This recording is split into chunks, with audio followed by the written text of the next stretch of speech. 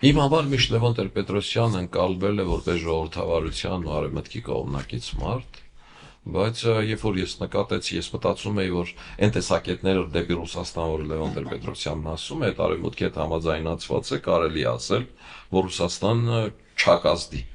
Ասենք դավադրապաշտական այդտենց կամ ցանկալի ենթադրություն, որ փորձում է իրականության տեղ ներկայացնել։ Իմ համար պարզ դարձավ չէ, որ ես ինքնախապայությամբ եմ զբաղվում, դա այդպես չի։ Լևոն Տեր-Պետրոսյանը համոզված ռուսական համատեքստում։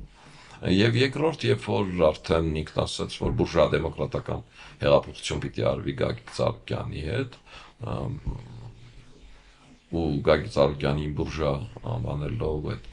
տեղում, որ կարող է նաև ինքը առաջի համար եւ այլն, այս համատեքստում հարցերը քննարկել, Գագիկ Ծառուկյանը լինի, իսկ մտածել, որ Գագիկ Ծառուկյանը գալու է ու գնալու է Լեռնային Ղարաբաղի հարց լուծի եւ այլն, դա իմ համար ընկալելի ու ընդունելի չէր։